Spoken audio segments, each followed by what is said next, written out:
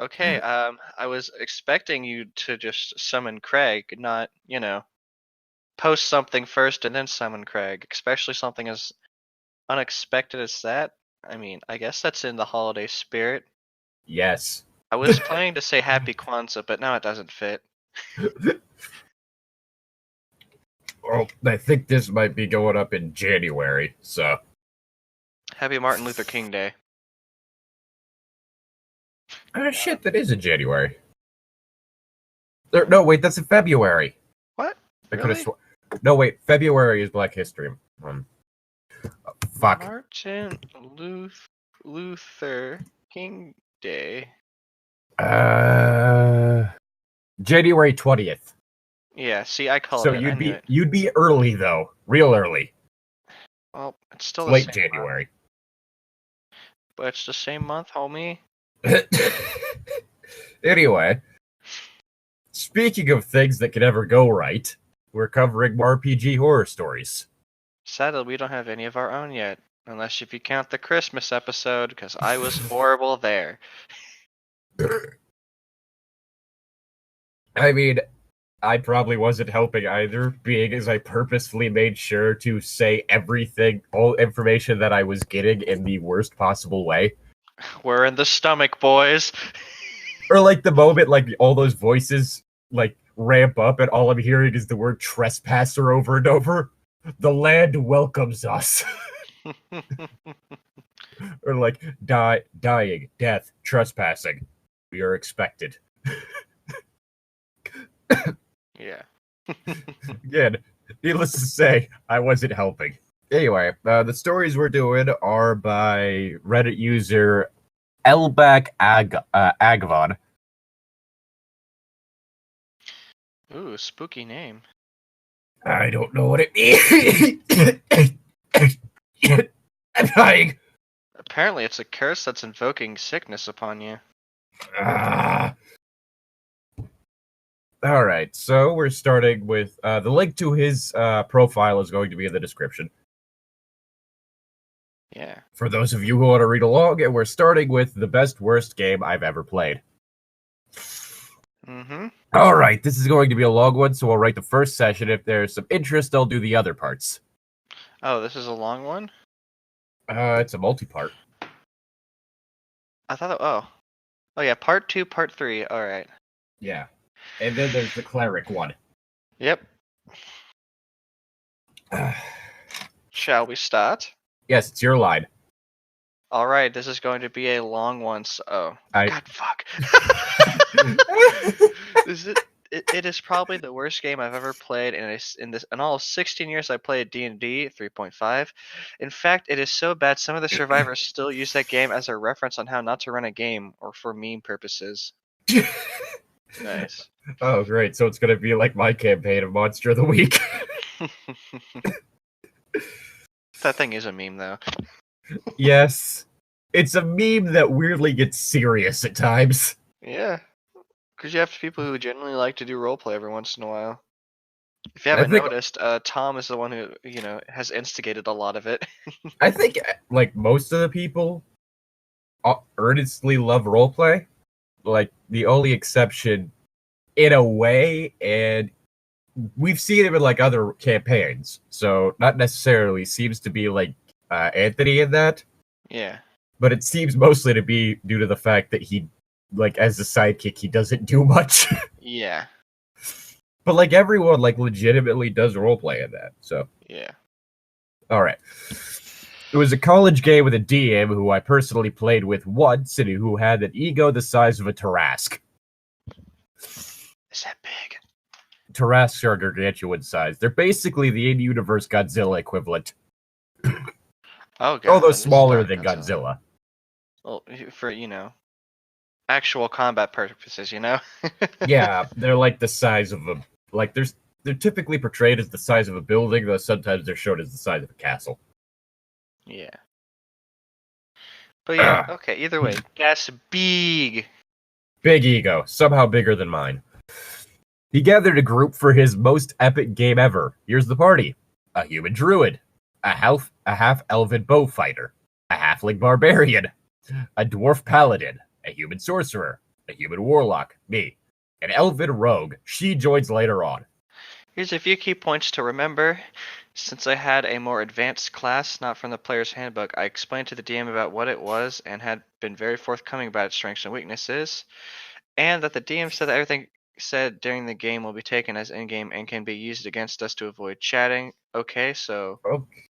he's So, like the last D&D thing we read. He's one of so those guys. yeah, it's one of those where it's like, oh, if you're just bantering, it's now in game. It doesn't matter if you very much have a different talking voice and character voice. I mean, it could be confused when I do it, but you know, these people probably know Oh, what yeah. they're doing. Like, I think, luckily, the only character voice I have that's just my voice is Sazerac. That's because you're a Like, bitch just like him. Haha, yeet, got him. yes. Haha, I'm leaving. Haha. Oh, God. Sorry. But, like, even, like, Cryella was more deadpan than mine. Yeah. Granted, I'm already kind of deadpan at times, but... Mm-hmm. But yeah, Meanwhile, so... I ran a fire bitch and a stabby bitch so far. But, yeah, so I guess that means that Warlock was introduced in 3.5. How do you even have a 0.5 book? Like, how does that work? They had 3rd edition, and then they had, like, a little add-on thing. Oh. Like a little mid-rehaul. Alright. And then there was 4E that nobody talks about. Let's see. Warlock in 3.5E, D6 hit points or skill points is 2+ intelligence. Class features is they're simple weapons and light armor, but not with shields. Blah blah blah. This is really long. Oh wow, this looks a lot more like Pathfinder. Yeah, because that's the whole thing, is that 5E is very much streamlined and simplified. Ah. Yeah. And that's why Pathfinder came out, I guess. Well, Pathfinder's also just an independent thing, more or less, which is why it's on the internet for free. Oh. Like, that's the thing with Pathfinders. It is entirely free, like, unless we're looking at, like, specific things, but... Okay. We start the game... What? No, I just said alright, like, yeah, makes sense now. We start the game chained in a prison. How we got there, why are we prisoners... how we got there. Why are we prisoners is not explained and unimportant. The only things we know is that we're strangers and it's a small town's jail. I was late crossing the border into Skyrim. Oh god. Looks like you finally woken up. I was late to that part, so I don't know what the group did at first, but they told me it was a long time of nothing they could do. That's typically not a good idea. Yeah. As I get the summary, the DM tells us that we now see a river of blood flowing down the exit door. I get perplexed on just what goes on in a village that would make blood pour down in our cell. I turn around and ask the DM. My invocation spell requires very basic symmetric components. Can I cast something? DM agrees. I have enough room to flail my arms. I tell him I cast a spell that allows me to shatter either a small non-magical item or make a hole in a bigger one on my chains to free me up. DM tries to push me into leaving the group there and was disappointed when I said it would free everyone. DM says, "Are you evil? You should let them there. Why would you free them?" Trisha said, "With the blood coming out of that fucked up prison, I value my survival and I have a more chance of doing so with them." See, that's some Ruru level logic right there. That's also like one of the better ways to like play an evil character is, yeah, you use the party for your own ends. Mm-hmm. You make sure the party survives, because if the party survives, it makes you doing evil shit easier because you can use them to do it. Yeah. I always hate that alignment fuckers too, just like, dude, blah blah blah, you're evil, but yeah. Fighter RPs a scene where he says he owes me a great deal and he will do his best to protect me. First minion acquired. See? This is why if you're evil, you help the party, because then the party's in your debt. They They owe you. Barbarian says, I'm the best, and he'll make sure to bash those who harm me. Second minion acquired. We're all unchained, but we have no gear, for we have been stripped down before going into jail. We head outside the door, who isn't locked for some reason. Huh. And the DM tells us we see a corridor with halls made of rough stone, and the floor is a pool of blood all across the hall. We roll to check for traps and anything unusual going on, but we find nothing. The barbarian, still suspicious, says he's going to go first. He barely walks a few steps that pointed, bloody wooden freaking log smashes through the wall, then goes back, leaving no traces at all. We cautiously manage to get out while still wondering what the hell is that town's jail. Oh, come on. I hate this.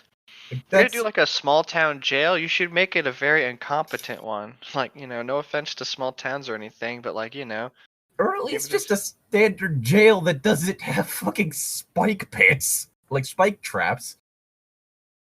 I think it'd be kind of funny if the town is kind of superstitious, so all the mage users on the team, or anyone that has magic, is like held upside down for like no apparent reason at all other than superstition.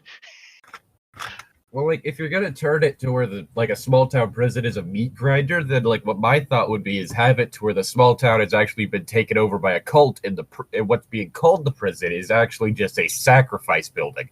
Mm-hmm. We have entered the stomach.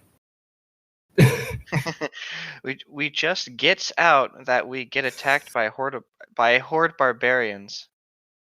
I think later on this guy said English isn't his first language, but I'm not sure. With less HP than our sorcerer and all armed with a single short sword. We managed to beat them, but every time one of the warriors wanted to loot a weapon, we still don't have any gear. The DM says it's too damaged or it broke when the barbarian died. Even the one that the DM described in detail that my spell, Eldritch Blast, yes, I'm a warlock after all, hit him in the head and killed him on the spot. Somehow his sword was on his face.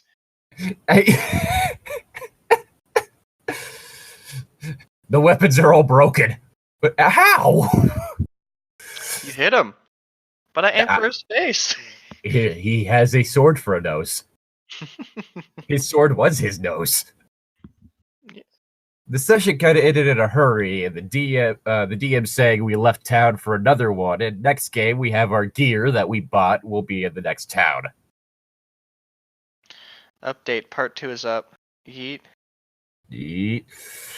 The best, worst game I've ever been, part 2. This is a follow-up from the post, part 1.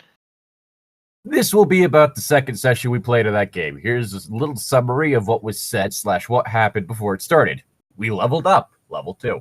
We got all our starter gear plus some money because we leveled. It was like 200 gold each. Some had more than others because reasons. A wild rogue appears. It's a girl. Does it matter to the game itself? Nope. The DM wanted to seduce that girl and did so the best way a lonely 20-year-old geek with a power trip could do. Pathetically. I can't translate everything, so just think of what he said to her. Just think that most of what he said to her was like, "What are you doing, beauty? What does our lovely rogue would do? Stunning idea, just like you." Okay, yeah, with the translate thing, I think it is that English isn't this guy's first language. I gotta go back to the first page real quick. An elven rogue. Oh my gosh, we're lucky Tom didn't run it, or he'd just been like, "What do you want to do, elf?" What do you want to do, you fucking knife ear? I mean, granted, the best reaction to that is, "What the fuck I want, round ears?" Intro. The DM tells us we arrived to the second town. Still no name, no map, or any kind of direction whatsoever. Rogue joined the party, says to just pretend she was there the whole time and is a party member. There are better ways to do that. She could be in the second town.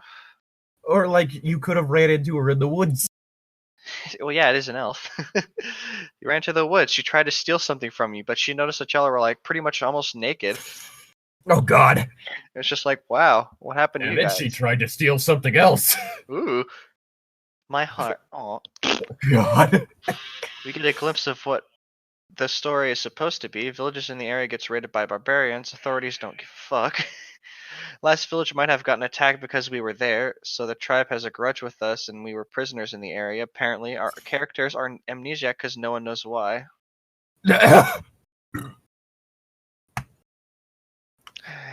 This dude sounds very unprepared. He feels like what I would do if I was running a DM campaign, but like even worse.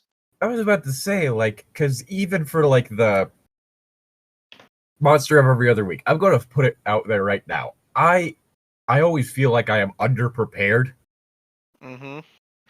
But I can't really blame you because half the time you get people who like to do wild and random things that probably derail the small amount of planning you already have. Like, even then, though, like, I come up with stuff on the fly of like, oh, wait, why did this happen? Well... Yeah. You know what this sounds like? This sounds like the D&D campaign that I'm going to plan on doing.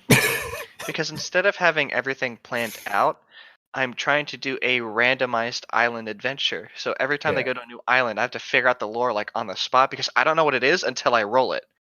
Well, I was gonna say, like, you could actually roll, like, just before the session starts, like, for the island. Yeah, but it depends on how long they stay, right? What if they do it something quickly and they want to move to the next island? Or if it's too dangerous and they're like, all right, we can't stay here, that kind of thing. Like, it sounds like me when I'm underprepared because they did something, wacky. But the campaign just started and he's just tripping over himself. Yeah, God. Because this is the thing that bugs me, is, like, if you're going to DM, you have to be able to think on your feet. Mm-hmm. Like, honestly, just with, like, role-play games in general, you need to be able to think on your feet. Yeah. You can't just, well, why did this happen? I don't know. You can't just throw your hands up and shrug. You have to be able to, like, at least bullshit something. Yeah. Honestly, this campaign is just going to be like a trial and error of my just, improv skills. You kind of like how the Monster Hunter campaign has been for me. Yeah. That's fine now. Sorry, my bad. The game. I decided to poke fun at the DM's plan. I've been an ass on this one, I'll admit. Saying that instead of running, we could form a resistance with the villagers because a half-naked group of adventurers has been able to deal with them. Yeah, it's kinda hard for your enemies to be threatening when that happens. Yeah. The group decides to help the villagers escape, so we make a plan. Paladin and a barbarian go to the tavern to drink and warn the villagers to escape. 2 grogs. Also, there's an army coming this way. You should probably leave town. But first, the grog. They're not here yet, after all. We need to be good and lick it up for when they arrive. Oh, man.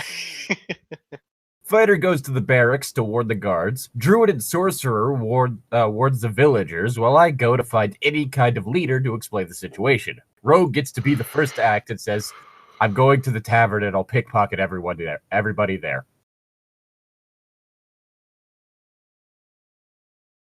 Por qué? Even Ruru's not this bad.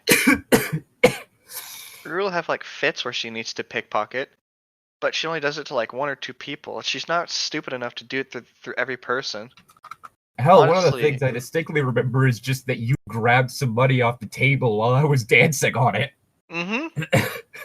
That wasn't even really stealing from anyone, except for that. I mean, you're not supposed to grab money off the table at a Yeah, if anyone noticed, like it'd just be in poor taste, and they would have been like, no. Like... Yeah. Like... Yeah. Word of advice for anyone who's never gone to a strip club before, because this is the only way you wouldn't realize this is a bad thing. Don't grab the money off the dance floor. It's for the dancers. Exactly. When you see an incubus doing a striptease for a hobbit, for a halfling. It's a dick move to take advantage of that to take his well-earned money. Exactly. Honestly, in this case, I would have done a rule of numbers, and I would have been like, all right, there's 20 people in that tavern, you have to roll sleight of hand for each. Oh, God. One of those is going to fail. Yeah. Or you do like the one sleight of hand, and then everyone in the tavern rolls to see whether or not they notice. Oh, they all do perception checks. Yeah. So I roll all their perception checks against her sleight of hand check. Yep. And maybe fudge the numbers if they're close enough. Yeah. The only one that notices is the bouncer, or one person notices and tells the bouncer. He's like, "Oi, lady, get your hand out of his pocket." Everyone turns to look. Just hand in pocket. What do you think you're doing? It's like, what do you mean? They turn around and it's just like this big hulking, like half giant looming over them, like a tight shirt with their arms crossed. He kicks her out, and then since the rest of the party is in there by proxy, they're kicked out too. If they try to stop them, yeah, I was gonna. Like all I'm imagining. Oh god, it's like a D&D equivalent of Mr. T. Yep. Did you know that he was originally a bouncer? I wouldn't be surprised about that. He has a bouncer left to him. The way he got famous was actually a national bouncer competition. Yo! And one of the events was literally seeing how far you could throw someone that's like how far you could throw a drunkard, basically. Were they at least throwing the people safely? I don't think necessarily, but I think what they were being thrown onto cushioned the blow. That's what I mean. They weren't being thrown against a wall or anything. It's just, we're going to throw these guys onto a cushion and whoever can get the farthest. Basically. Also, his name is actually legally Mr. T. He changed it because, like, due to the time period and shit, like, people were calling him, like, a whole bunch of fucking racial slurs and shit like that. So he legally changed his name to Mr. T so that if you addressed him by name, you had to give him respect because his first name is Mr. Mr. Middle name period T. That's just a thug move right there. Oh yeah. And it leaving me like, just like, don't mess with me. I demand respect. Oh god, now I just want to have it to where anytime I have like a guard at a bar or anything in a D&D campaign or like any campaign, they talk like Mr. T. I pity the fool who runs into my barn thinking they can steal. I pity the fool with their hand in his pocket. Mm-hmm. It's just like, oh shit.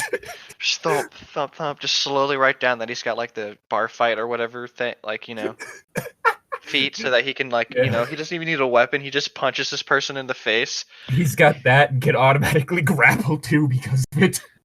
Mm-hmm. Just punches you and grabs you in the same motion and then hurls you out of the bar. Mm-hmm. Oh, that'd be great. Yeah. Yes, I am. Hold on. Okay. I pity the fool, pickpockets the fool. I guess.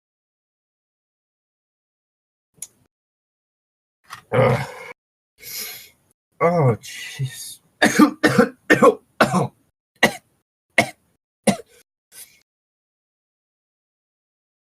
It's good to know that this shit's just giving us ideas for terrible things we can do in campaigns.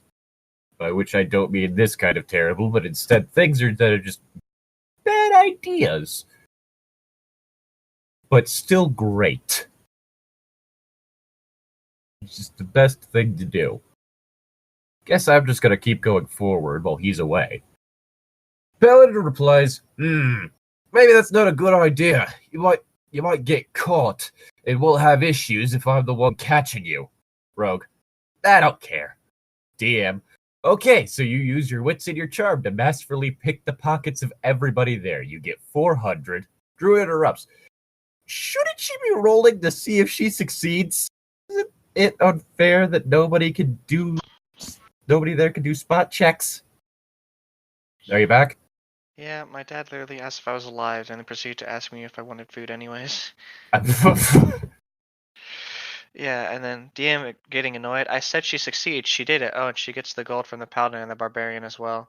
Yeah, literally what happened is that the DM, because he's trying to get laid, didn't have her do any checks.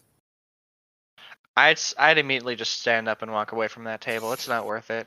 Yeah, it's just, oh, she succeeds.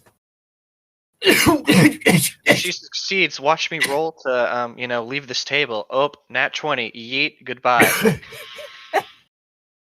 Barbarian gets surprised, Paladin gets red, and starts saying things like, "What the fuck, man? Not cool. What's your issue? Can't even do a roll for my own gold? Can't even buy my own bow now," while the rogue snickers and adds the money. She's a dick, too. Yes. Rogue then said, still snickering, the paladin mumbled something about a bow, so I'll go to the shop and buy a bow using his gold and go give it to him as a present. Oh, boy. Again, if this is something that were to happen, say, at a party of friends, that'd be one thing. That'd be like Rue stealing all the lizard's money just to piss him off. Oh, no, stealing his money and then buying him something with it. Yeah, just that would, like... yeah. That's like, already a bit nicer than even Ruru, which is why I wouldn't do that to the party. Like, that's something that could only work if it was a party of people that, like, in real life were great friends. Yeah. And so it wasn't a thing of, like, explicitly getting mad at them. It's just like, Jesus fucking Christ, dude, really? Yeah. So then the paladin mumbles, thanks. Oh, I didn't read mine yet. Sorry.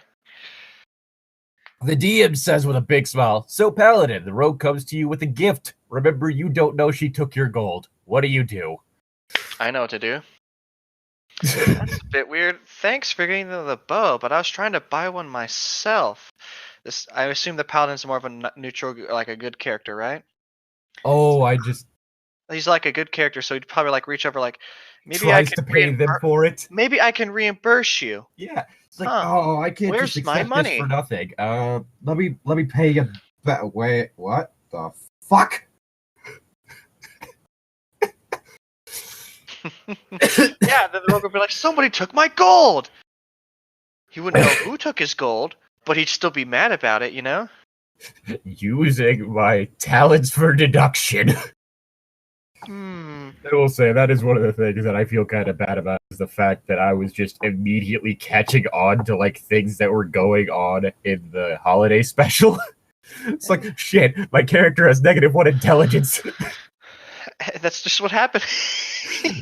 This is like, we get into that one room. Oh, this is the sacrificial chamber. Fuck. Hey, your character probably knows a lot about all those creepy kind of stuff, though, even if it's demonic.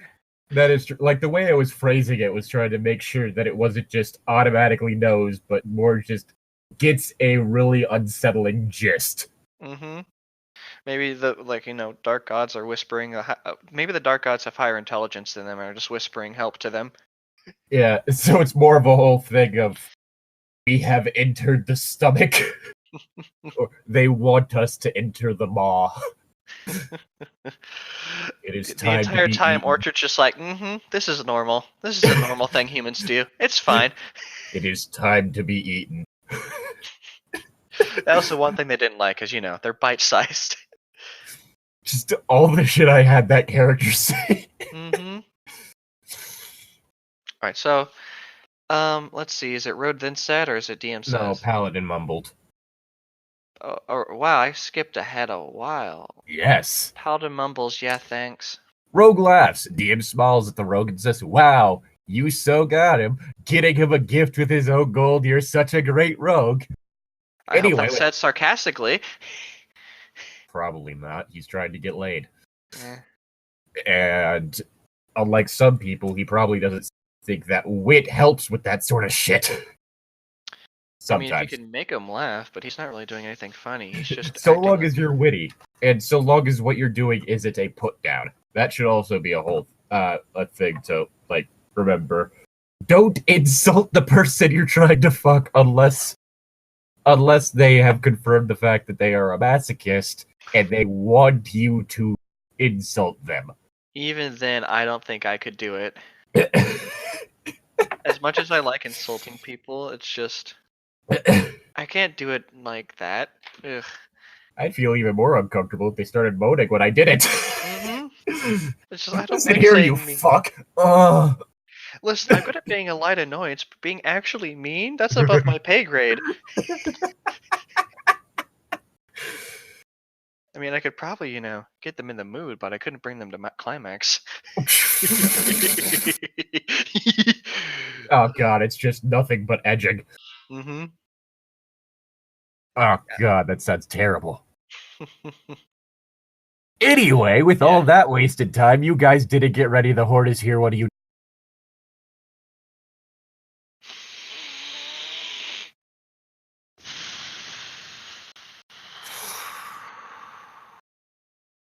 Sorcerer says, what about us? I didn't stay idle while it was going on. Druid. Would be nice to play as well. Rolock, besides, except the rogue who did 2 things, nobody even acted yet. Damn. Honestly, it doesn't really matter. The horde is there.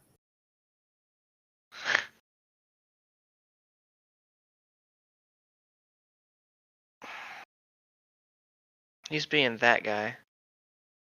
Like, I felt shit about the fact that I just immediately had Aromita, like, pop up in the parking lot scene. Like, after the fact, I was like, shit, I could have done that better. But, god damn. Like, this is... Ugh. Look, Warlock, nobody trusts you, you're evil. Paladin and Barbarian, you lost all your time in the tavern. Druid, no one gives a fuck about what you said.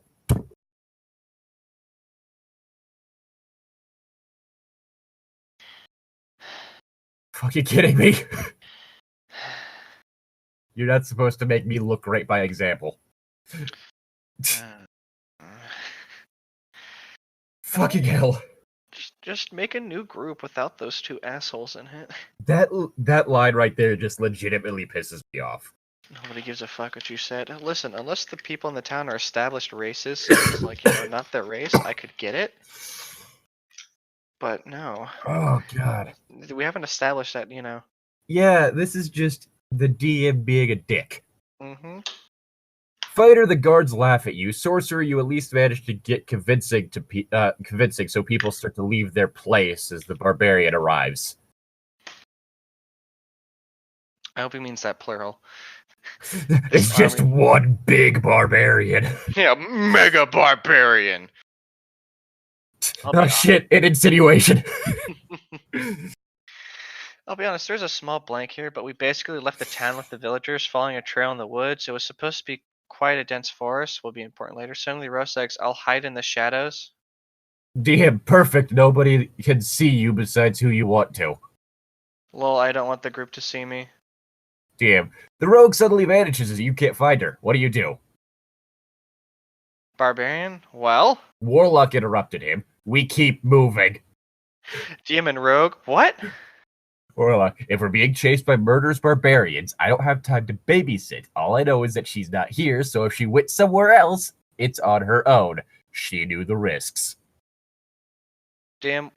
Well, as you try to leave her, a swarm of giant bees appear. We're talking about bees the size of a pony flying around.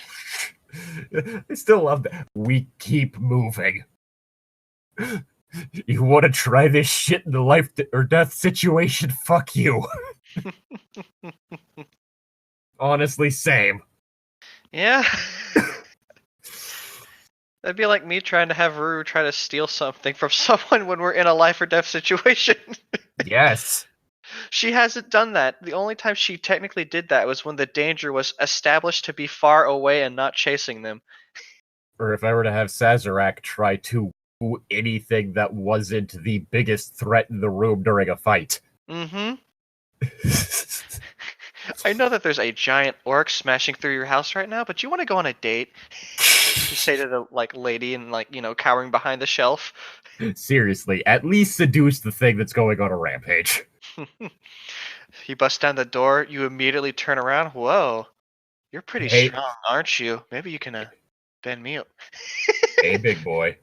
The orc just looks at you very confusedly, like I wasn't ready for this welcome. I'm just imagining hulking orc man just stops, slack jaw, suddenly bright red blush. You successfully calmed him down, but he still has a job to do here. He puts you off to the side while he tries to go for everyone else. But he's still not doing it very well because he assumes that they're the people inside the house are your friends, and he doesn't want to make you sad. It's just like that one line. You may leave alive instead of as a pile of ashes. Yep. Okay. We start the fight, roll initiative, Rogue joins the party back, Sorcerer casts a spell, comes my turn, I obviously Eldritch Blast one of them. DM smiles at me. Your spell doesn't work, they're immune to magic. What are you going to do? Sorcerer, but my spell damaged it. What about it?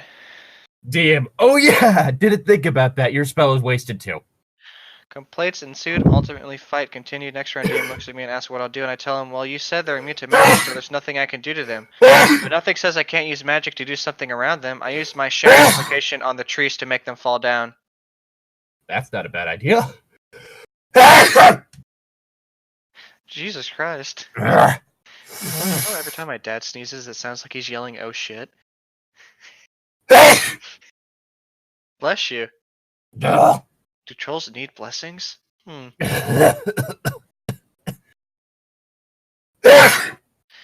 just gonna read the next line then. It doesn't work, it's too big. Warlock, I know I can't destroy it, but I can punch holes in them, so I decide just about where it'll fall down, so I try to squash the bees with them. Well, it doesn't work, the trees are immune. And I do admit I was kind of stretching the rules, but we were so disadvantaged because those beasts were all the barbarian horde wanted to be, and all spellcasting just because, unless that I didn't care. It just became useless. It just became useless that I didn't care. Yeah, that is a bullshit thing to do. Mm-hmm. I would have let them do that. That sounds amazing.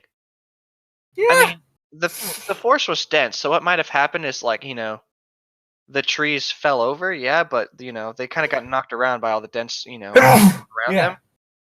So, like, what might have happened is the bees were about to attack one of the civilians, and suddenly, like, a huge, like, you know, log just slams down on, like, two of them. Yeah. Both the people and the bees are very confused. It's like when the Green Lantern picks up a car and throws it at something yellow. Yeah. You can't attack me with green. I can attack you with car, though. I know your weakness is yellow, Hal Jordan. Oh, yeah? Picks up bus. Because then it's not the ring trying to affect something yellow. It's a bus affecting something yellow. The bus doesn't have a weakness to yellow. I think one time Batman beat up Green Lantern because he painted everything in the room yellow, and they had that was All-Star Batman and Robin, though. That was a terrible comic series. Literally, that scene could have been solved by Hal Jordan flying outside the building, picking up a car, and throwing it through it. Yeah, but you were thinking... But because Rob White... Oh. Actually, I'm more confused about how he would get back out. I guess it's just that he can't use his lantern ring on stuff that's yellow. Can he use it to shield himself, or will it just go through? His constructs can't affect things that are yellow. Alright, but you don't think Batman would let him outside? That's what I mean. He was closer to the door, and he can fly. Yeah, but Robin was at the door.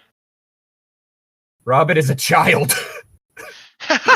He just barrels into Robin. You may be able to find bullets on the ground, but you don't know much about flying, kid! On top of that, in that version of the comic series, Robin had been feeding on a diet of rats he found in the Batcave. Jesus Christ. I doubt he would have been in fighting. Yeah, that's kind of the whole thing. All-Star Batman and Robin is dog shit. Like, absolute dog shit. It's one of Rob Liefeld's, like, worst things. Or is it Frank Miller? I think it might be Frank Miller. I already told you what... I haven't told you what I would have done in this situation if my powers literally didn't affect things that were yellow. Wow. I would bring paint bombs with me everywhere. Huh. Just imagine that. Bruce is just, haha, you can't affect anything that's yellow. And then as he goes to, you know, punch you, you reach into your pocket and, like, you know, just explode green paint in your hand. So Frank just Miller.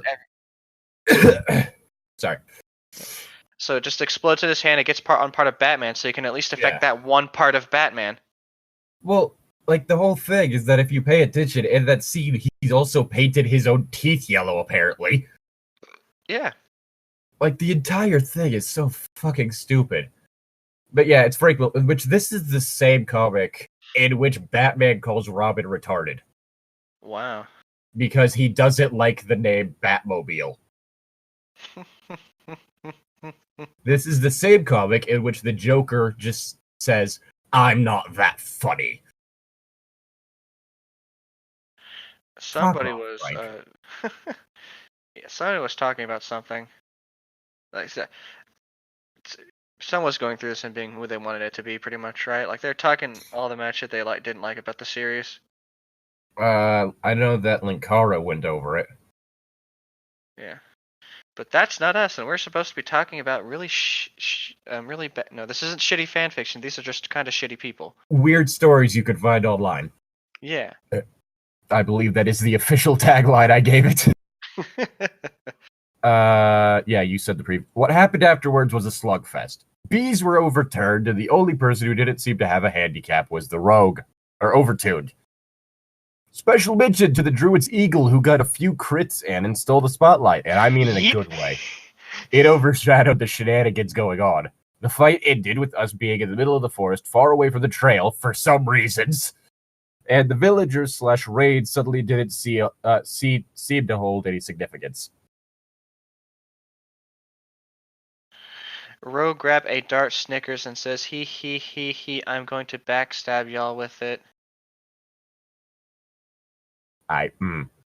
Warlock, can you repeat that so I can murder you with peace of mind? Rogue, what? I didn't say that in game, obviously. Fire. Even though we established everything you say is in character. Yep. DM, didn't you say at the beginning that everything said would be taken in game? Because I remember some discussions that had us screwed over because of that. DM, well, it's obviously different. Nobody would be stupid enough to say that in game. Barbarian. Well, apparently she is. Dude, you can't just change the rules because you don't like it, DM. DM, I can do whatever I want, and I said it's not a game, so we move along. We argued a bit and decided just to roll with it, and the DM tells us that we need to do a survival check to locate ourselves in the forest. Druid fails, and we become officially lost in the woods. So, same thing that happened last time. If you're still curious, I'll write the next part. I think we should be able to cover it in 2 or 3 more posts. Some juicy stuff happening on. Gazoot tight. You're passing your sneezes to me. Update part 3. Yep. The best / worst game I've ever played, part 3. This is a follow-up to the post from part 2. To begin... Well, okay, you go. To begin, Zerog finally did what she wanted from the other game. She vanished without leaving a trace. Nobody in the group would see her in the next sessions, and nobody cared but the DM. She never came back? Apparently. DM was bummed this session because Rogue wouldn't come up anymore. He was kind of edgy and wanted to piss us off like he was. The game starts with a reminder of where we were last session, lost in the woods. We were walking in the forest, going slowly because of how thick it was. Still, the party joked around, both in-game and out, about the druid being useless since we got lost and how awesome his eagle was at fighting. I swear if this eagle dies. We came to the conclusion that we were fooled and the character the druid played was the eagle and the druid was just a pet. Even the druid got in, saying he was in fact a rare species of overly intelligent psychic bird who would possess a body, but the process would turn the body bird brain, and so being unable to handle tasks like finding where it was. It was something that the DM lashed out. You guys sure laugh about how useless he is, but maybe you shouldn't talk. You lots were useless against the beast last encounter, so without the rogue, you guys won't make it far. Druid replies, well, maybe if you didn't make them and the whole forest immune to magic and gave preferential treatment to the rogue, maybe it would be more fair. Damn, ain't my fault the warlock just uses cheap, cheesy tactics. I just think it sucks for everyone else. Sorcerer agrees. He kinda grew bitter towards me between the 2 sessions. Why? I don't know. Other players argue that the only fun it ruined was the DMs because they thought the idea of flying logs was nice, especially in a world where town jails use them as traps. That's a good point. After a bit of back and forth, we continue on doing actually nothing significant because we were lost and DM didn't have any idea of his map. Por qué? ¿Por qué? Oh, God.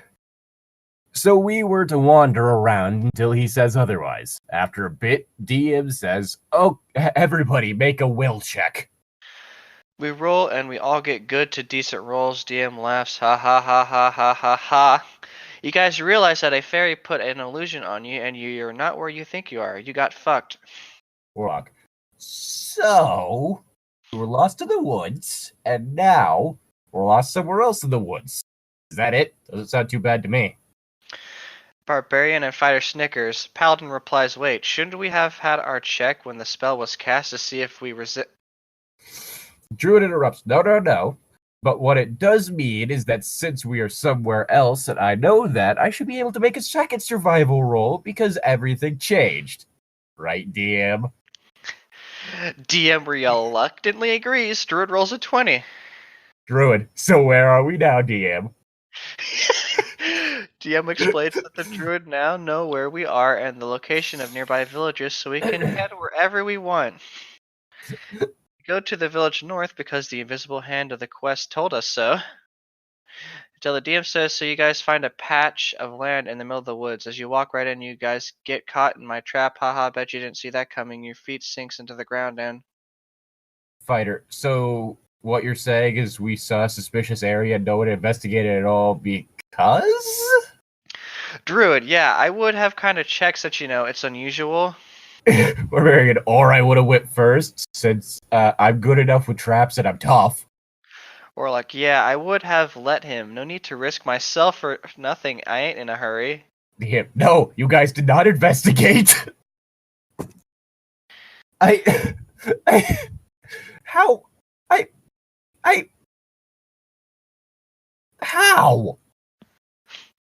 How? I don't know. Even, okay. Let's bring it back to one of the episodes of Monster of Every Other Week. The pit episode. Yeah. I told you there was a pit. You went and investigated the pit. Then you got pushed in the pit. Yeah. It wasn't a thing of, you just walk into the pit. No, it's just, Rue's just like, what's down here? And the child's just like, yeah, Zeffy just got shoved in. Yeah, Rue got yeeted. Zeffy, sorry. Rue's D&D. Yeah, Rue's D&D. Zeffy got yeeted, yeah. It's like, it's not that hard to understand that you're supposed to actually give your players some autonomy in these sorts of things. Honestly, if there's nobody here to do it like that, what you can do is you can have people nearby standing, hiding in the woods, and when they, look at the trap, they throw rocks at them so they fall forward. And if it is a trap to where like, oh, there's like a pile of leaves there, that's weird. Yeah. Like have it to where they check, like they do an investigation check. If they don't think anything's strange, then yeah, they just barrel on through. Yeah. Like that. Oh yay, a pile of leaves. You've been wanting to do that since fall began. Weep. Is it my turn? No, and you fell into my trap. That's the end of it. The trap would turn out to be a monster that muddled the ground around him so that everyone that failed to save us because we didn't have any wouldn't be able to move. So, wait, is that a gibbering mouther? Because I know that they can turn, like, the ground into a weird substance. Anyway. Druid goes, isn't that an insert monster name here that I forgot? I might be right. Don't they live exclusively in caverns? Do they? I think they live in mountainous regions at very least. At least in 5e. Alright.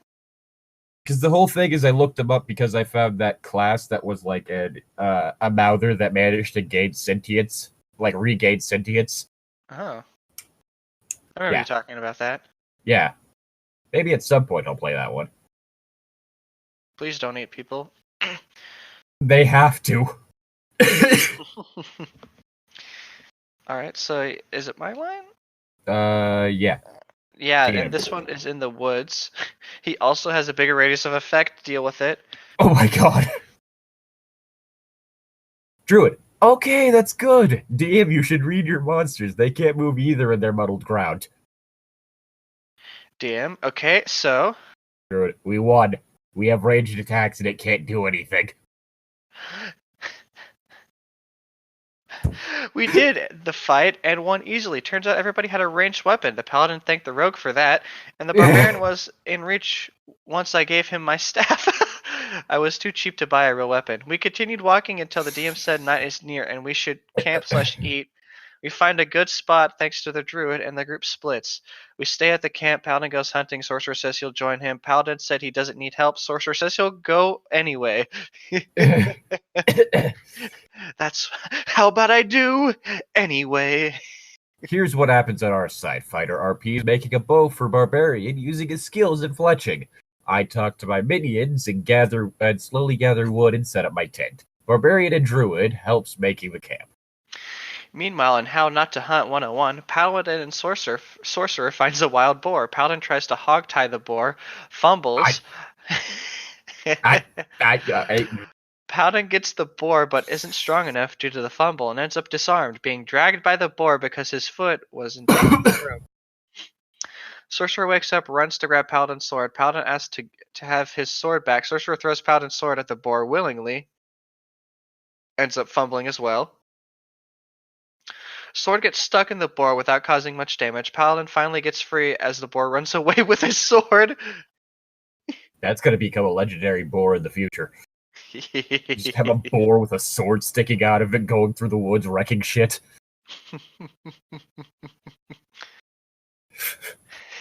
It's like the fucking Guardian A from Sekiro. Yeah, that's probably like that's probably one of the memes they were talking about too. Like, this was probably really funny to watch. Oh yeah. They come back to camp, Paladin frustrated to have lost his weapon and dignity, while bickering with the sorcerer about whose fault all that was. The Paladin for having his ass whooped, to the sorcerer who just did nothing for the majority of the fight, and his only actions ended in a failure. Druid says he'll go hunt. Barbarian joins him. I go as well, despite them telling me I'm not needed. Told them it'll be easier to carry the meat with 3 people. In How to Hunt 101, here's how it goes. Druid tracks a deer, shoots an arrow, Barbarian charge, crit, max damage, chop head right off, Warlock becomes cheerleader. Druid tries to carry as much components as he could, saying that we shouldn't waste nature's gift. We help. Done. We head back to camp, eat, sleep, level up, repeat. In the morning, the DM does a recap. Apparently the barbarians are back on the menu. Oh shit, we almost ran out of deer meat. Good timing. And we still have to run away from them going north, and right now we have to decide who's the party leader, because the DM needs to know. No one. I mean, parties don't need a de facto leader. Nope. I mean, I don't think our party has a leader. It's just that I happen to be the face. You're the face. Yeah. Rur is too angry to be anything related to social. Yeah, we really don't have a leader. We really just decide things together. Yeah. And it's just sometimes you'll just have to be my moral compass sometimes. Occasionally I go off and talk someone else into helping us. Mm-hmm. All right. If you called yourself the leader, Rue would probably try to stab you. Not in like I'm going to murder you kind of way, but like if you call yourself my boss again. Oh god. I don't care if you see me topless. Yeah. Actually, that'd be really weird. DM says that either Paladin or Sorcerer should be party leader and asks the group to vote for one. Paladin makes a speech for the group, saying that he risks his life for us, and he is the one with the virtue and morals, and is the best leader because of that. Sorcerer says he's the smartest, so he should lead us to victory. This turns into an hour of arguing and fighting, with the two of them ignoring the party to insult each other both in and out of game. He did this on purpose. Probably. Do you think it was for this, or because he was trying to kill somebody off? Might have been either. That is unreal. That is until a tired warlock said, "Look, being chased here and we're in the middle of nowhere. I don't care about you two quarreling. It just shows me I should vote for neither of you. So here's what's going to happen. I'll go up north and find the village, then get a nice bed. Only then I'll give a crap about who leads. So if you want to follow me, I'll see you later. Then I went north. Paladin and Sorcerer bickers. DM says, I can't do that because it's choose a leader time. The rest of the group follows me. DM insists on declaring who's the leader. Druid says, well, I think we know who's the leader now, while pointing at Warlock. That, ladies and gentlemen, is how you become the group leader. Next and last part will be coming soon. Yeah, because like the only times I'm just reminded of like the time like Sazerac, not wanting to deal with some of the party members, just decided to go back into the tunnels and the party just followed him. Mm-hmm. All right, on to the best worst game I've ever played, finale. Disclaimer, this is the follow-up to of that post part 3. This will be about the last session of that wonderful journey into the depth of bad D&D. DM at this point is just annoyed that things won't go his way, so he's out for adventurer's blood. That's not a thing you should be doing. Yep. Just generally. The story kind of stretched thin here because at this point, he just wants to throw encounters at us. Yeah. His whole campaign doesn't make sense anymore. Paladin is in a perpetual state of angst and Sorcerer wants to kill me since I took his group leader position. If you want to kill someone over leadership, you shouldn't be a leader. Mm-hmm. A little pro tip here. Yeah. Take it from someone who's been stabbed over this kind of thing. We start the game walking, then some more walking, then walking. If you thought Death Stranding was a walking simulator, then you would have hated this session. Nothing You at don't all even get a happened. baby strapped to your chest. The only entertainment we had was from the descriptions of the DM. Basically, his world was like Minecraft biomes. You could see a line where the forest ended to the plains, the tundra, then the mountains. Yes, we traveled all of those environments in a day with absolutely nothing happening. I'm sorry. What? We walk up the mountain like it's nothing until the DM finally says something. You hear rumbling noises from the snow below you. All of a sudden, you are surrounded by an army of skeletons too many for you to count. Suddenly, it's turned into the movie Nazi Zombies. No, it's no. What was? No wait. Fuck! It's that like Swede movie. I don't know. Dead Snow. Dead Snow. Suddenly, dead snow. Basically, like snow-covered mountains. Norwegian. My bad, not Swedish. But literally, like it turns out there's just an army of Nazi zombies under the snow. Oh gosh. Like just burst out of the snow to kill people. That's terrifying. That's what immediately pops into my head. No, these aren't just any kind of skeletons. They're Nazi skeletons. Oh. Look at the mustache on that one. It's frozen over and still attached to his face. We start fighting, but the first few rounds let us know it wasn't a fight at all. Anything we would kill would come back next round, and all of their attacks had status effects. Straight out of video games, bleed, poison, etc. We realized we had to run, and we run for our lives. During the escape, I try to shatter some snow to block the path. DM grins. Alright, everyone, please make a reflex save to avoid the incoming avalanche. Oh god. It's the worst thing that could have happened during the one shot. Yep. Hopefully we all roll high, Barbarian being among the highest. DM, so you all managed not to get carried away by the avalanche, but sadly Barbarian got trapped in the snow and can't get out. You also hear skeletons in the debris. I'm sorry, what?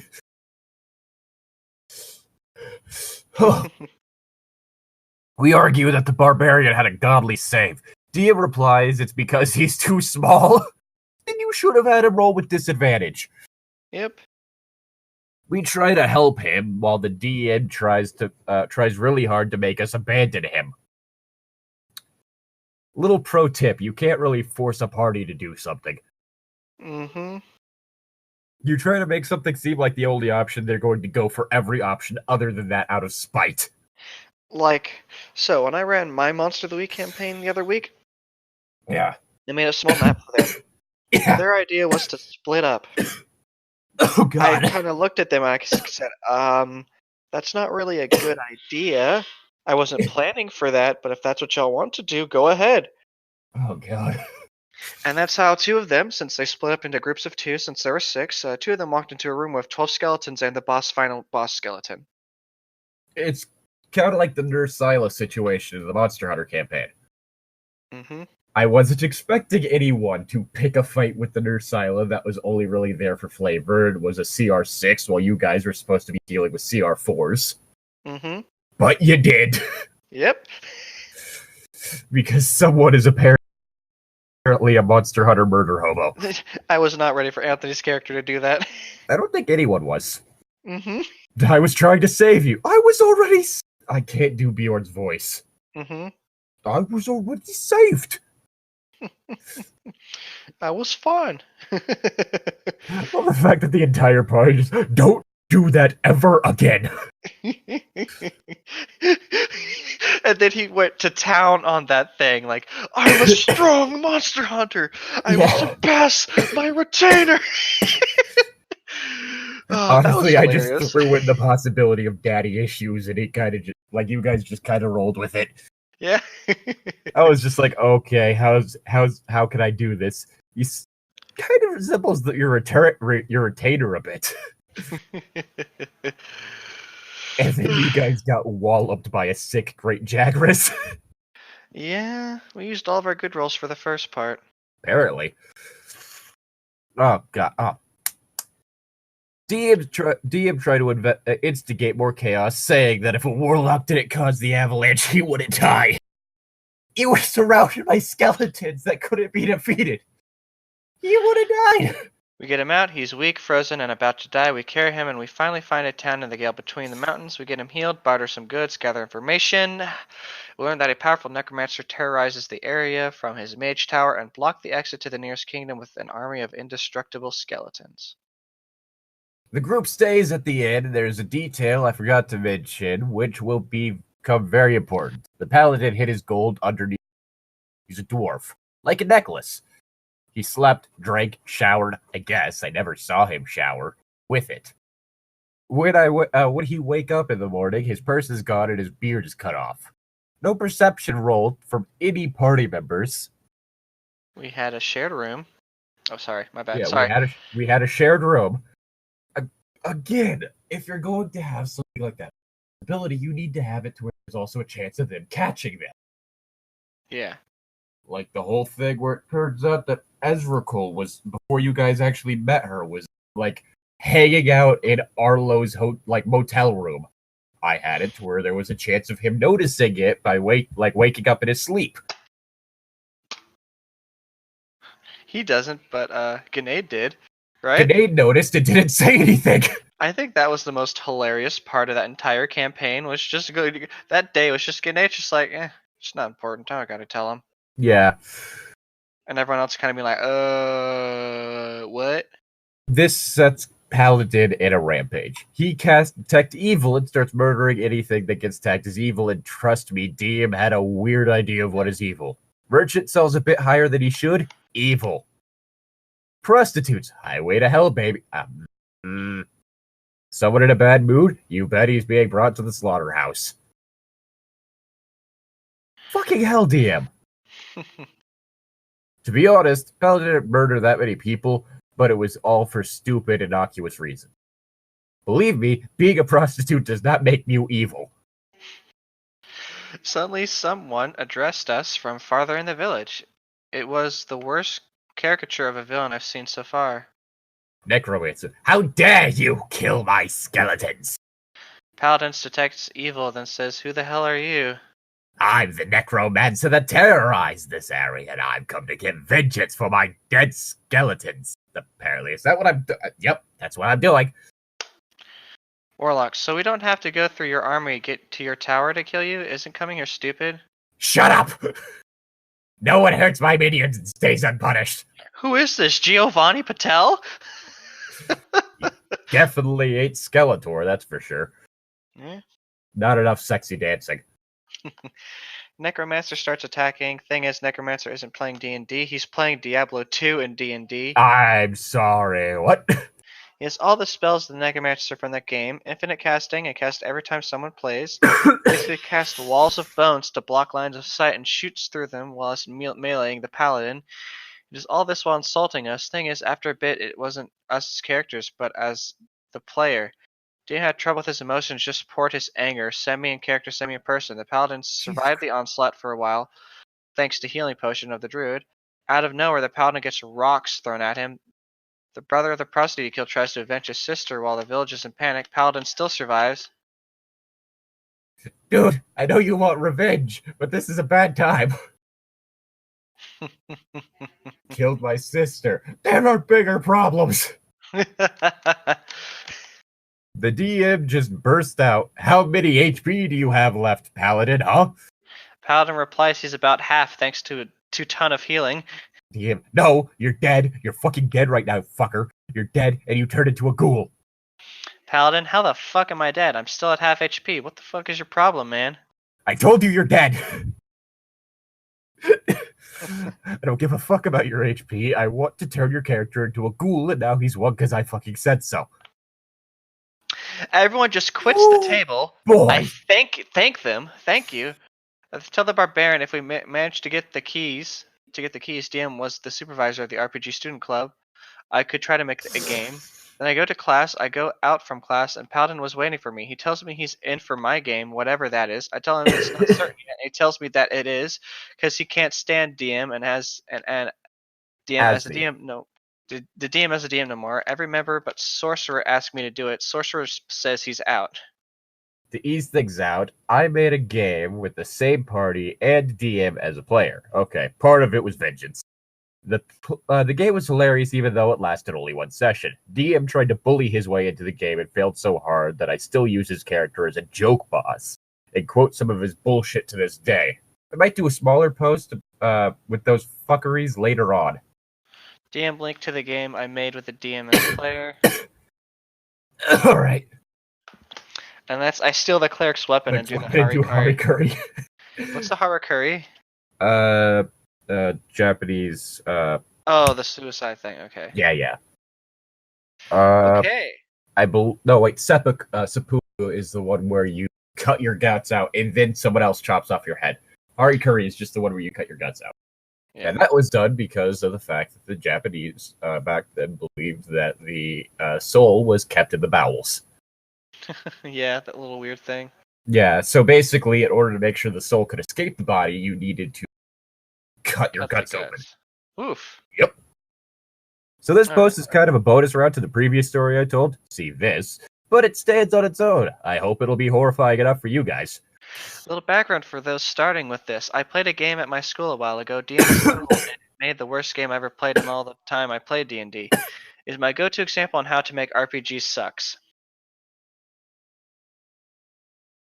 So I decided to DM that group and invite the DM to show him what fun was, and to have a little fun at his expense. The game was cut short, but it is really packed with goodies. I'll do a quick overview of what happened in the few sessions we played.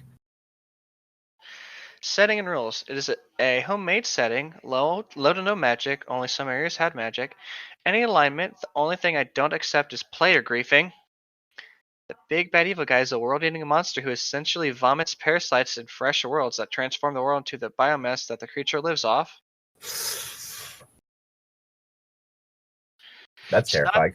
It's not the first time that happened in the world. A long time ago, it tried to eat the world, but heroes back then sealed magic against the world because the creature was a magically attuned being. Well, that's a reason to not have magic in the world.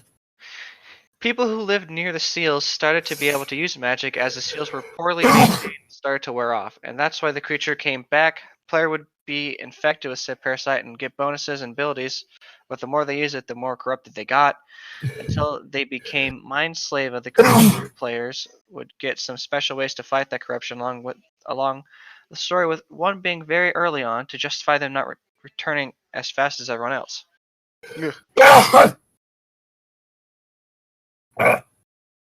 Cast. Bless you. Here's the players of this game with their previous class from the other game. Cleric, previously Druid. Rogue, previously Paladin. Fighter/Wizard, previously DM. Bard, previously Barbarian. Scout, previously Fighter. And, well, me as DM. Before the game start, Fighter/Wizard tells me I'm gonna regret letting him do his combo because he'll be so strong I won't be able to stop him. I tell them this is actually a weak combo because there's no synergies in it, and in fact, every class contradict each other. He tells me I'm an idiot, and we'll talk again in a few levels. Because he's going to dual wield too. I simply remind him that spells can't be cast with hands full. Yeah. Basically, if a spell has an S, unless you have, at least in 5th E anyway, if a spell has somatic components, unless you have Battlecaster, can't cast with your hands. What are somatic opponents again? Like physical things? It's basically like gestures. Oh, alright, so you gotta do the wobbly woobly. Alright. Yes. The game started in a small archipelago near the mainland of a wealthy kingdom. As such, its capital was one of the wealthiest cities in the area, even trumping the capital. Cities and villages around it heavily relied on fishing for the capital and being a trade post. The group starts by being residents in the same village near a giant building called the Lighthouse, a dungeon hiding one of the magic seals. The village gets attacked by minions of the BBEG, and they had to flee. Due to intense storms, they couldn't leave the island right away, and they worked to help the nearby militia to contain the assault. One day, while they rested at the tavern, a weird man barged in, muttering weird things. A high listen check would decipher the muttering as "Run away! It's inside me." The man would explode at the tavern, spraying everyone inside with black goo, parasites biomass, and infect people. Most of the people died or turned outright, players being the exception, for they lived near leaking, so they had some resistance to supernatural effect. Group goes on a quest to save their asses, meet a crazy old druid that grants them even more resistances. They then head to the capital to catch a boat and headed for the mainland while doing some shenanigans. They killed a merchant and looted his carriage. Oh, Jesus God. Christ. Inside the capital, they try to sell everything. We are now merchants. Don't ask us where we got this carriage. Since they had a lot already, I decided to balance things a bit. The boat ticket price was raised significantly due to the invasion going on, and a thief stole part of the remaining gear and a horse. Fighter Wizard starts running and threatening the fleeing thief, whilst the cleric calls the guards to help. I roll for the guards' reaction, and they're too slow. Fighter decides to throw his axe. DM, you're not in range. You can't hit him. He's like 250 feet away from you right now. I don't care, I throw my axe. Rolls a crit. See? I crit, so I have it. DM, sadly, no matter how high you roll, you're out of range. Fuck you. Range exists on these things for a reason. Yeah. You're lying. By the way, a guard clad in full plate stops you and asks you to follow him for being a menace to the city peace because you threw your weapon in one of the most crowded streets. Understandable. I hand him 3 gold pieces. DM, guard looks perplexed and asks his buddies for backup, escorting you to jail. The fuck? 3 gold pieces is like a month of their salary. DM, they're wearing armor worth 500 times that alone. Trust me, they would sell their armor if they made 3 GP a month. Yeah, why would the town guards only be making 3 gold pieces a month? I don't know, how much is food in D&D? There is actually a calculator for lifestyle. Expenses, D&D 5e 5th edition. Let's see. So at 3 GP a day, they'll be between wealthy and comfortable. Yes, but this is a 3 gold pieces a day. Thing. This is a month. Yeah, so he's literally paying for like a meal at the bar. Yes. Yes. Food, drinking, and lodging. The food, drink, and lodging table gives prices for individual food items and a single night's lodging. These prices are included in your total lifestyle expenses. So let's see. He can buy a gallon of ale. He can't even buy a modest stay at an inn. And his meal will be squalid, not even poor. Well, no, that's copper pieces. Sorry, I'm retarded. Oh, holy shit. I didn't say that. Nope, I didn't say. You didn't hear me. You didn't hear me. I'm not. Okay. Shit, dude. I can't read or talk or do anything. Okay, he can't buy a banquet per person, but he can buy a gallon, a mug, or bread, blah blah blah. He can buy a wealthy inn stay, but not an aristocratic stay with 3 GP. But that it's And 2 again, GP for a wealthy stay. But that's like then he has to buy food with the last goal too. yeah, and that's not even getting into the fact that a day's salary, what's typical, A ship's passage is 1 silver piece per mile, huh? A road or gate toll is 1 copper piece. A messenger is 2 copper pieces per mile. Wow. But yeah, the point is, 3 gold pieces a month should not be the guard's salary. No, yeah, not at all. They should be getting, that should be like maybe a daily pay, you know? Like maybe they get 30 gold pieces. No, not even 30 gold pieces a month is going to be a lot, is it? No. They're going to get a lot more. That would be a decent amount at very least. 30, yeah, not super high though. Not for a guard whose armor is that'd worth be like- 500 gold pieces. That dude gets a lot more. Yeah, that would be like a small town guard. Yeah. Fighter wizard gets escorted to prison. Party doesn't stop the guards.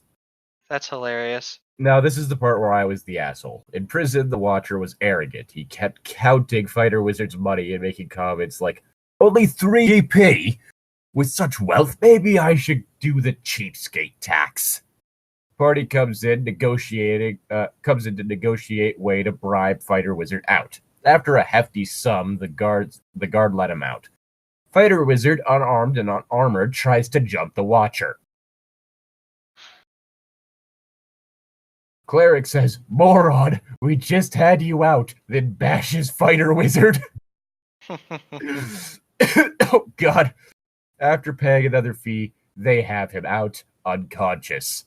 When Fighter Wizard wakes up, he just looks at me and says, I steal the cleric's weapon and do harakiri. You can't. Fighter Wizard, I just do it. Cleric, you can't. Fighter Wizard, why the fuck can't I? You can't stop me. Bard, laughing, dumbass, you can't. The cleric has a mace. Fighter Wizard fuming, I can do it anyway, bunch of faggots. You guys suck, so I used the weapon to kill myself. Anyway, you bunch of... Don't even know medieval time. It was okay to wield weapons in town. Bard, first, no, there's a difference between wielding and throwing your weapon. Yeah, if you just throw an axe down a crowded street, you're going to have issues. Fighter Wizard, no, there isn't. You bunch of. It's like Diablo 2. You can use your skills in town because they are not gay like you. Cleric, it's funny you say that because you can't use skills in town in Diablo 2. You're just contradicting yourself. Fighter Wizard, no, you can fucking. Like, it's like if I went to Texas and I shot a gun in the air, everyone would just applaud me. No! No. If anything, if you shot a gun in the air, people would shoot you. Yes. Shooting in the air is literally the most dangerous thing you can do. Because where's the bullet going to land, huh? Yeah, unless you're in on private property or on a gun range, you typically can't get away with shooting a gun. Mm-hmm. In Texas. Or just out in a hunt. Is hunting ground private ground? It's the middle of nowhere generally, or someone else's property that you paid beforehand to go out on. And all of those things require permits. I will admit those permits probably aren't always hard to get, but they at least teach gun safety and education. Yes. The point is, even in my class where I did like just wilderness, like just outside stuff in general, I took a test that would like essentially allow me to get a gun license if I wanted to. One of the first things they teach you is never, ever point a gun at someone.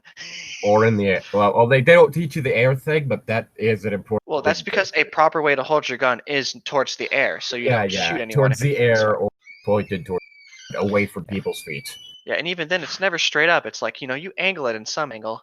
Yeah, and then you're also supposed to have the safety on. Now, the safety isn't a guarantee, but... That's just reluctance on people's part, But the point is, you can't just go to an area in Texas and shoot in the air and people applaud you. Nope. You guys are just Scottish, but instead of Scott, it's, to understand bunch of kids fucker. Okay. Damn. Please go to Texas to do that. I'm dying to see how well it'll go. Fighter Wizard left the room still swearing and cursing while outside.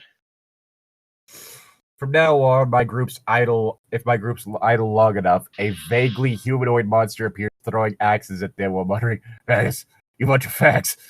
With low HP, he harakiri with the flat end of his axe. Yeah, which it's this one that yeah, definitely agree. In my opinion, he said that out of ignorance, based on cliches, that all Texans are gun nuts, and that state is half modern Western movie. We aren't American, the players and myself, but it seems ridiculous to believe in cliches like that. Yeah, so not from the U.S. Based on the fact that he said one. As a Texan, let him know that no, firing a gun into the air will cause panic and get the offender killed, whether by the cops or by an overly well-armed passerby. Basically. Mm-hmm. But yeah, like it's the whole thing of that wouldn't work. But yeah, basically, like right there, he admitted that he's not for the U.S. and also previously he said can't properly translate. So yeah, pretty sure English isn't his first language. Yeah, okay, that's fine then. Yeah, for a couple goofy things. It's like that Taiwanese writer all over, but not Taiwanese. Yeah. So I have less of a reason to say "fuck you, China." Yeah. I'm not. If I like the moment I get like my fucking unmasked stuff out, anytime something happens in Taiwan, I am going to implicitly point out that Taiwan is not part of China. To get my books banned in China. I forgot this last time, so I'm gonna have to make sure to put in the pre-recorded one. A special thank you to Destiny Baird for supporting us on Patreon. If you want to get a shout out either verbally or visually, you can consider donating to our Patreon. You could end up getting your name put on screen, which you can probably see right now, for as little as $1 a month. Link is in the description. All right, so this time around, my special meeting place for your special reward will be sent to you through Pokemon Go. Oh, god damn it. At the location with the gift. Shit. I thought we were over.